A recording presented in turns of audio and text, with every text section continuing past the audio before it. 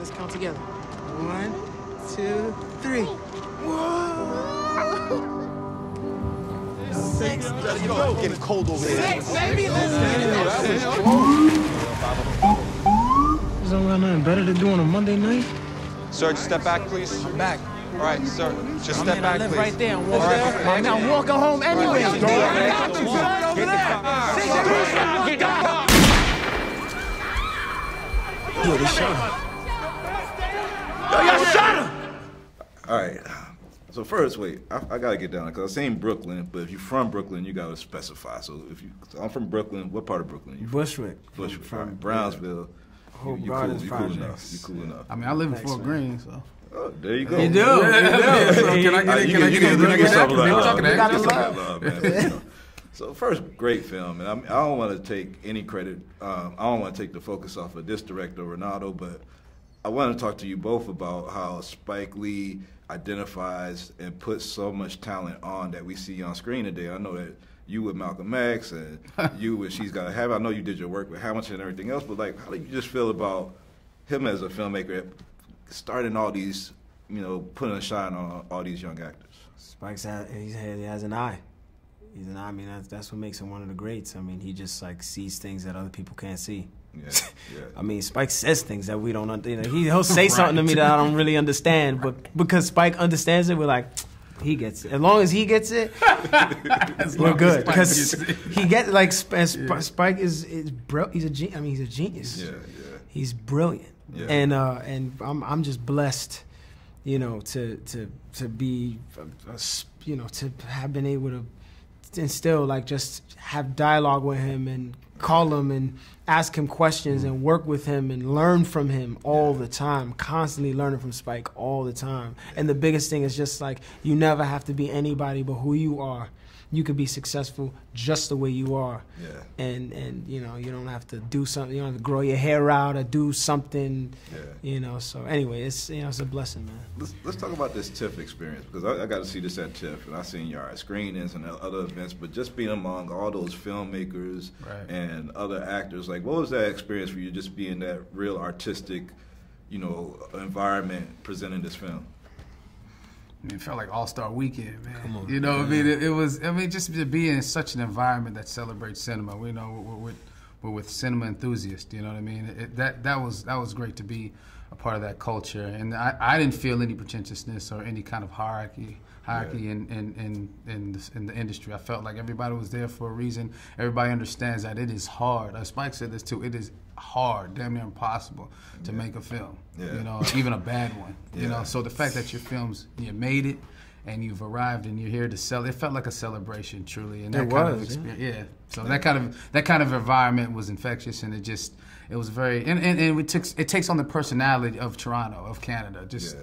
Good neighborly people enjoying themselves. You know what I mean? So even the people asking for autographs and stuff, they're very polite about it. Yeah, that love in Toronto is real, man. Yeah, it is. It's genuine. It's real. We weren't there. And if he wasn't resisting arrest, he'd still be here. So, if I resist arrest, you're gonna shoot me? Babe. I mean, shouldn't there be some kind of training for that? Our training's just fine. Training's not the problem. So what do you think the problem is?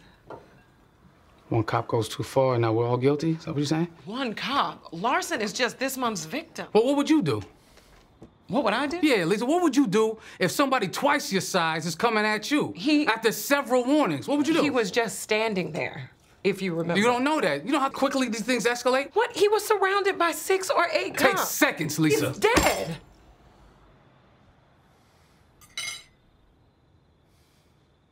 You have no idea. You don't have a clue what goes on the streets. You see 3 minutes of a shaky video and you think you know what you do. One cop's mistake, and now we're all to blame. Y'all both played these characters that was like opposite, but I know you played a cop that was defending the cop's point of view, and you played the witness. But did y'all get to see the other person's Did y'all learn anything else about the other perspective that y'all might not have had from the characters that Absolutely. were portrayed? Absolutely. 100%.